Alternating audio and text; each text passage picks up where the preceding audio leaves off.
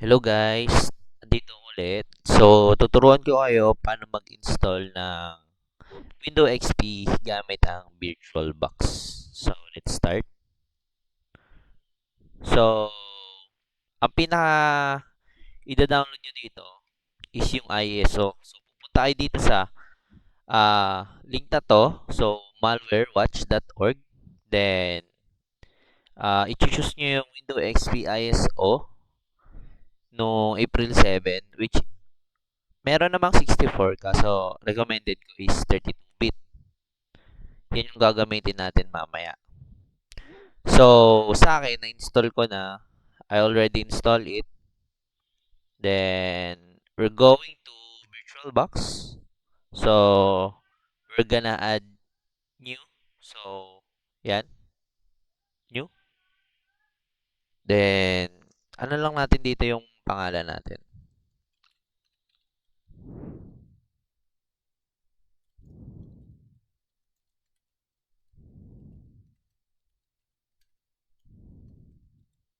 Yan. So, dito naman sa folder, it depends sa kung saan ka, saan may pipiliin. Pero, recommended is yung kung ano pinakamataas na memory size. Sa ISO image naman, tapos na natin, kiklik natin tong other. Then, may kita natin yung dinownload natin kanina. Itong Windows XP, then choose lang natin guys. Yan. So, sa type, dito naman sa type, yan. Microsoft Windows, ipipiliin natin. Then, Windows XP yung version, 32-bit. Yan. Ayun yung pipiliin natin guys. So, huwag nyo rin kalimutan na i-check to. Skip unattended installation. So, dito wala tayong gagalawin sa unattended. Sa hard, 192 MB. So, gagawin natin yung 1024 MB. Then, sa processor naman, gagawin nating dalawa. Yun. So, yun. So, dito, hard disk, ang gagawin natin, siguro gagawin nating mga 15 GB. Or pwede ding 32.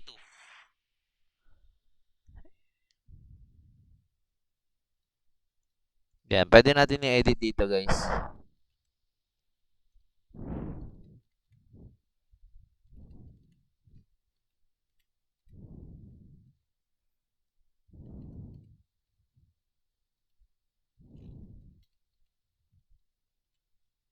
Yan, 32 GB.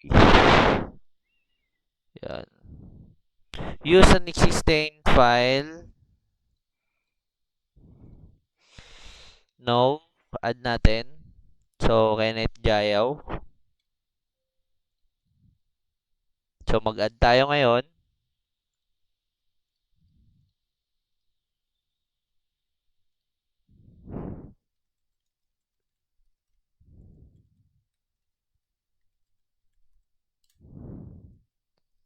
Ayan, dito.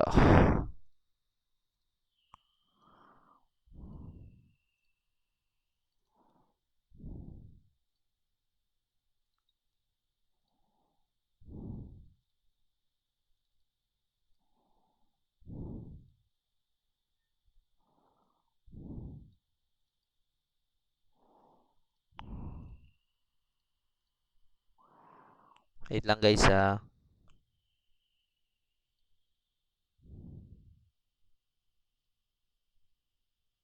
Okay. Nagkamali ako guys. So, do not add a virtual hard disk.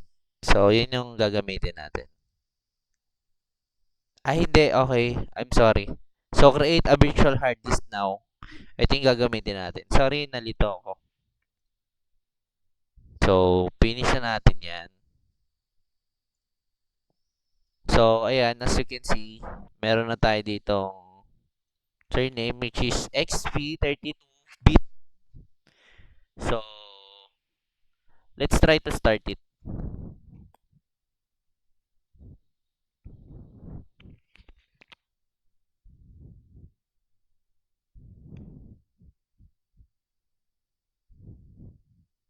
So, hintay lang tayo guys. Yon.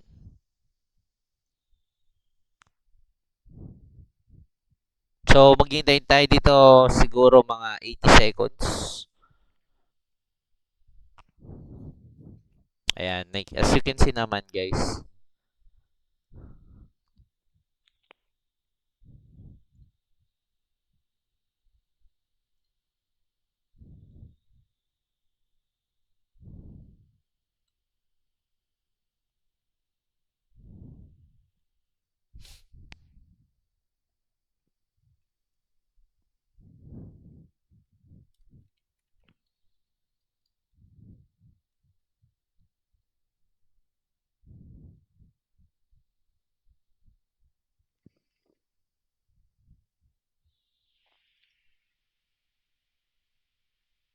Wala yung cursor ko guys. Wait lang.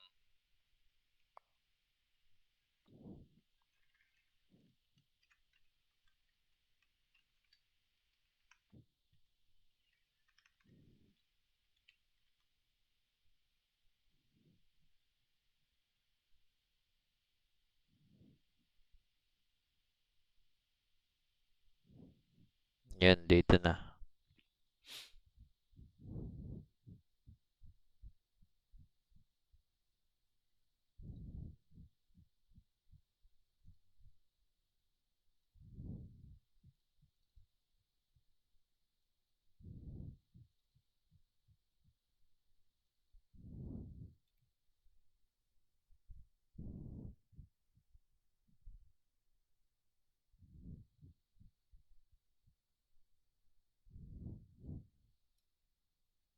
Processing information files. So, wait lang natin yan guys. Matagal talaga yan. At hindi rin kagandahan ng aking specs.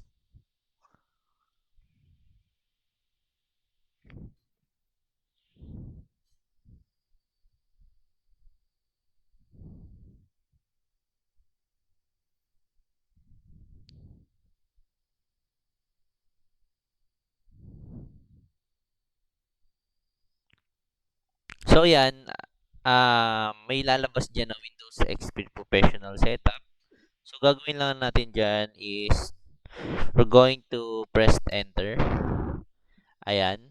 Then, after nyan, papupunta tayo dyan sa end user license agreement. So, ang gagawin natin dyan is F8 lang natin. So, eto, enter lang natin ulit. Yan. Tapos lalabas tong format the partition using NFTS file, ganun, chuchu.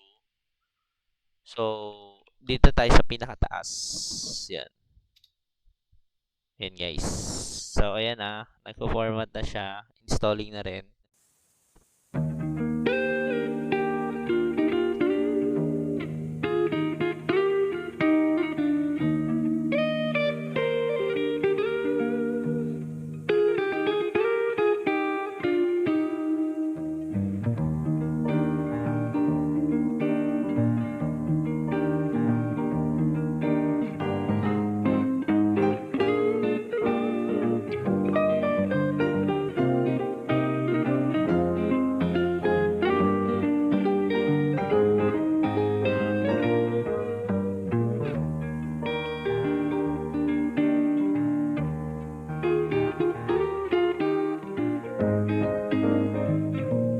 So, yun guys. So, dito, okay na. So, ang gagawin natin is help protect my PC by turning automatic update.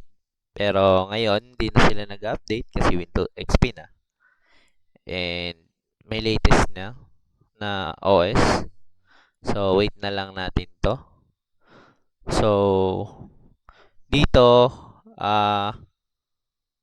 yes, pipiliin natin. Doon tayo sa local area network o home network. So, next natin.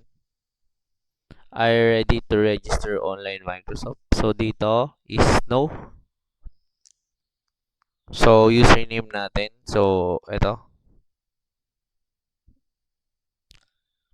Yun.